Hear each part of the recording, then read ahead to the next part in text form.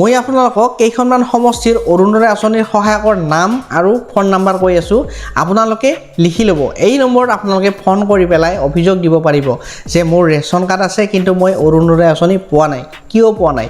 গতিকে আপুনি এতিয়া অভিযোগ দিব পাৰিব। আৰু অফিচৰ পৰা ভেৰিফাই কৰাৰ পিছত আপোনাৰ গাঁৱৰ যদি গাঁওবুঢ়ালৈ এই ৰিপৰ্টটো আহে, গাঁওবুঢ়াইতো আপোনালোকক নিশ্চয় চিনি পাব। গাঁওবুঢ়াই চোৱাৰ পিছত আপোনাক নিশ্চয় চিনি পাব আৰু গাঁওবুঢ়াই গম পাব যে আপুনি অৰুণোদয় আঁচনি পাব লাগে।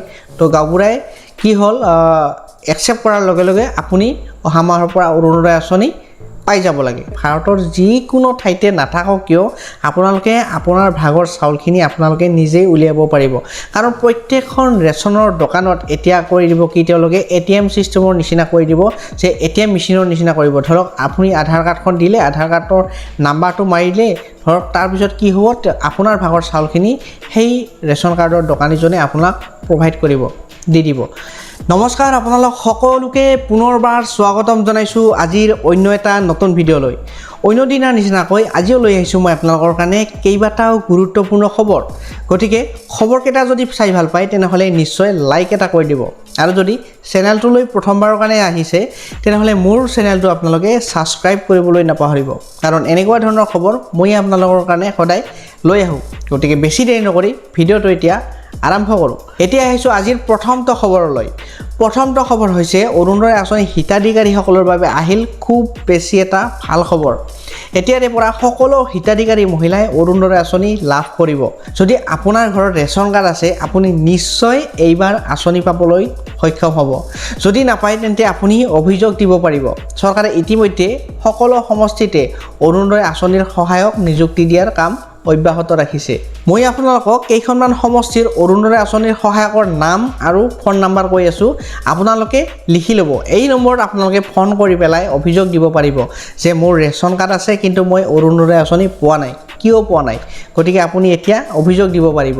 যোৰহাট সমষ্টিৰ বাবে গৌতম ভূঞাক বাছনি কৰা হৈছে আৰু তেওঁৰ ফোন নাম্বাৰ হৈছে 9101818254। মৰিয়নি সমষ্টিৰ বাবে অকণ দাস 9101367043।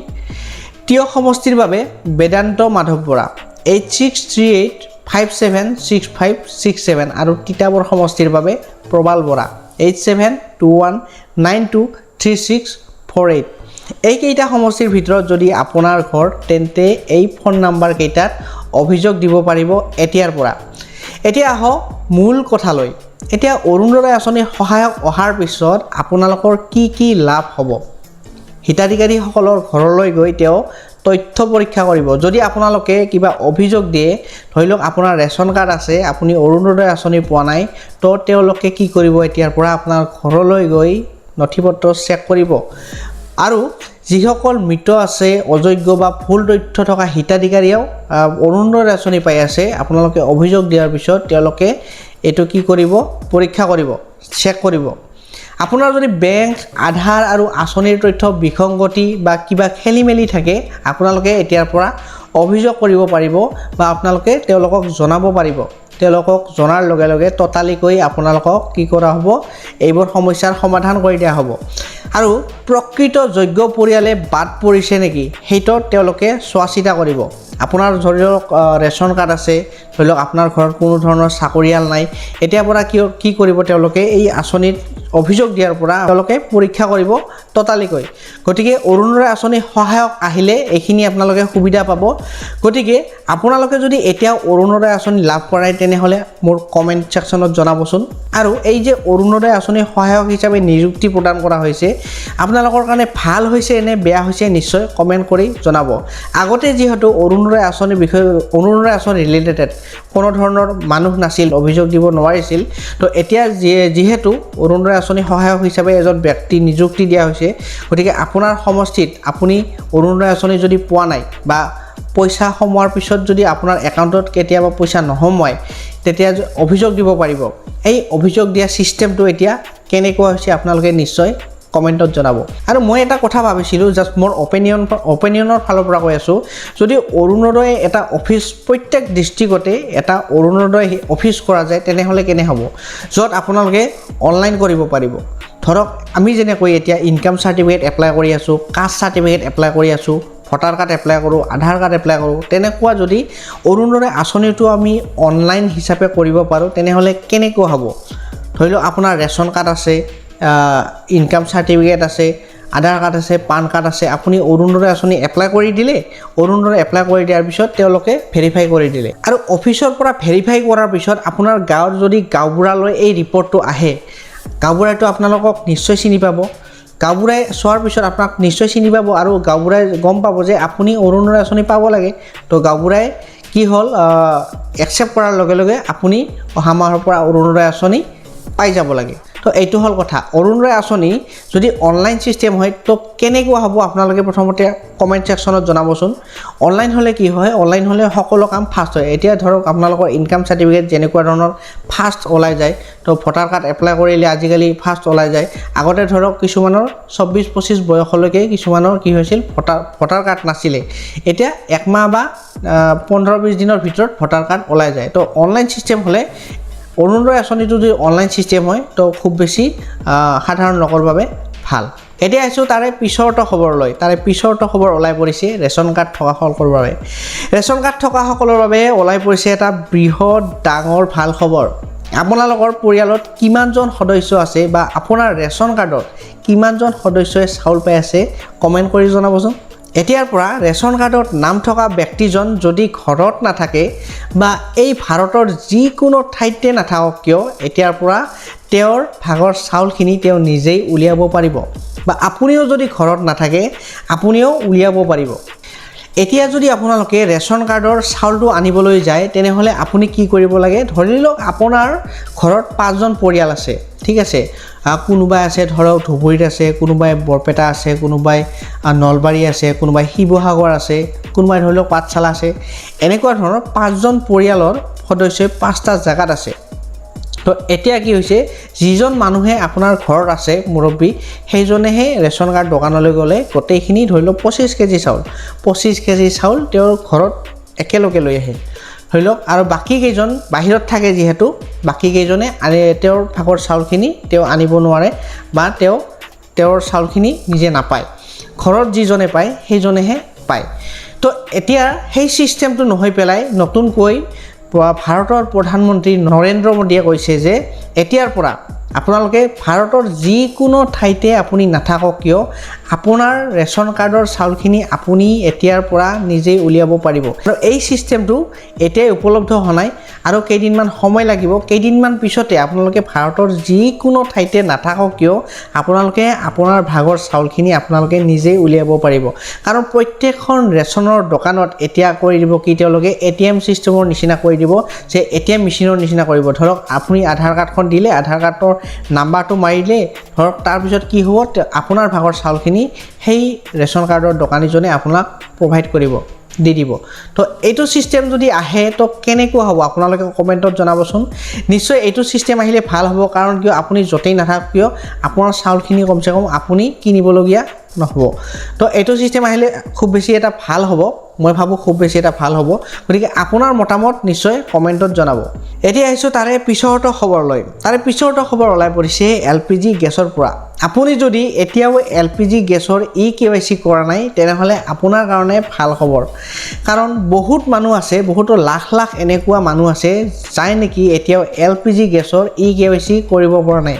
কাৰণ তেওঁলোকে বাহিৰত আছে বা কিবা কাৰণ কিছু ঘৰৰ সমস্যাৰ বাবে তেওঁলোকে LPG গেছত EKYC কৰিব পৰা নাই। কিছুমানে চাকৰি কৰি আছে, তো তেওঁলোকৰ বাবে LPG গেছৰ তৰফৰ পৰা কি হৈছে, ডেটটো এক্সপেণ্ড কৰি দিয়া হৈছে আৰু কিছুদিন আগবঢ়াই দিয়া হৈছে। তো LPG EKYC কৰিবলৈ আপোনালোকক এতিয়া 23 আগষ্টলৈকে সময়সীমা বান্ধি দিয়া হৈছে আৰু এই 23 তাৰিখৰ ভিতৰত যদি আপোনালোকে এইবাৰ EKYC নকৰে তেনেহ'লে কি হ'ব, আপোনালোকৰ কিছুমান সমস্যাৰ সৃষ্টি হ'ব পাৰে।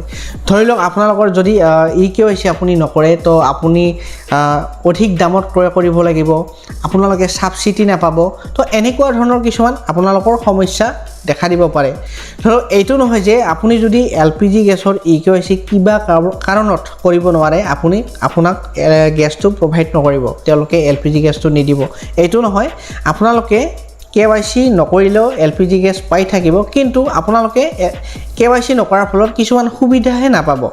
তো আপোনালোকে যদি পাৰে একেদিনতে আপোনালোকৰ LPG গেছৰ যিটো EKYC আছে সেইটো কৰিবলৈ আপোনালোকে নিশ্চয় চেষ্টা কৰিব যদি আপোনালোকৰ ঘৰত LPG গেছ আছে তেনেহলে আপুনি নিশ্চয় কমেন্ট সেকশনত জনাই যাব এতিয়া আহিছো তাৰে পিছৰটো খবৰলৈ তাৰে পিছৰটো খবৰ আহি ওলাই পৰিছে উজনি অসমৰ পৰা এই পৰ্যন্ত HS আৰু HSLC ৰ মাৰ্কশিট আৰু এডমিট কাৰ্ড বিচাৰি আবেদন 251 গৰাকীৰ আপোনাৰ যদি বানপানীত আপোনাৰ স্কুলৰ নথিপত্ৰখিনি বানত উঠি গৈছে বা আপুনি বিচাৰি পোৱা নাই বা নষ্ট হৈ গৈছে তেনেহলে আপোনালোকে আবেদন কৰিব পাৰিব আবেদন কৰা সকলৰ গৰিষ্ঠ সংখ্যক শিৱসাগৰ জিলাখনৰ পৰা আবেদন কৰিছে 106 গৰাকীয়ে চৰাইদেউ জিলাৰ 53 জৰহাটৰ 55 গোলাঘাটৰ 37 জন গৰাকীয়ে কৰিছে আবেদন যদি আপোনালোকে বা আপুনি যদি চাই আছে ভিডিওটো গতিকে আপুনি অতি সোনকালে আপোনাৰ কি কৰিব মাৰ্কশিট বা আপোনালোকৰ স্কুলৰ নথিপত্ৰখিনি আপুনি নতুনকৈ পোৱাৰ কাৰণে আপুনি এতিয়া আবেদন কৰিব পাৰিব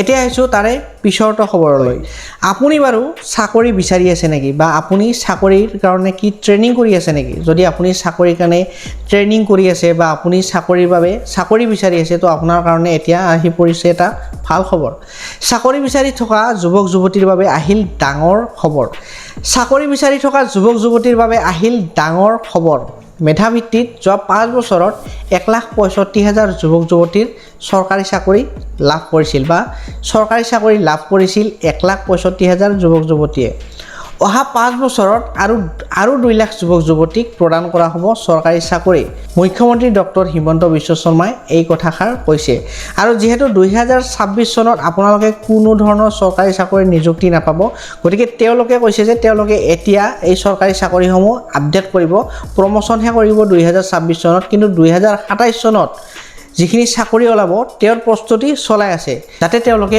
অধিক পোষ্ট উলিয়াই দিব পাৰে আপোনালোকৰ কাৰণে যদি আপুনি চাকৰি বিচাৰি আছে তেনেহলে আপোনালোকে নিশ্চয় এতিয়াৰ পৰা চেষ্টা কৰি থাকক আপুনি এই 2 লাখ চাকৰিৰ ভিতৰত আপোনাৰ নামটো নিশ্চয় থাকিব আপুনি কি চাকৰিৰ বাবে আবেদন কৰিব বিচাৰে বা আপুনি কি চাকৰিৰ বাবে ট্ৰেনিং কৰি আছে আপোনালোকে নিশ্চয় কমেন্টত জনাব এতিয়া আহিছো তাৰে পিছৰটো খবৰলৈ তাৰে পিছৰটো খবৰ ওলাই পৰিছে পশ্চিমবংগৰ মুৰ্শিদাবাদৰ ইকবাল শেখৰ সহায়ৰ বাবে আগবাঢ়ি আহিল অনন্ত আম্বানী বিগত 5 বছৰে পুখুৰীতে জীৱন কটাইছে ইকবালে পানীৰ পৰা উঠি আহিলেই তেওঁৰ শৰীৰত তীব্ৰ জ্বলাপুৰা অনুভৱ কৰে এটো কি বেমাৰ আপোনালোকে জনাবচোন যদি আপোনালোকে এই বেমাৰটো জানে 5 বছৰ পুখুৰীতে তেওঁ জীৱন কটাবলগীয়া হৈছিল যে তেওঁৰ পানীৰ পৰা উঠিলেই কি হয় তেওঁৰ দেহাটো জ্বলাপুৰা কৰে আপোনালোকে এই বেমাৰটো জানে নেকি কমেন্টত জনাবচোন 16 বছৰীয়া ইকবালৰ এই বাতৰি ভাইৰেল হোৱাৰ পাছতেই অনন্ত আম্বানীয়ে ইকবালৰ চিকিৎসাৰ দায়িত্ব লয়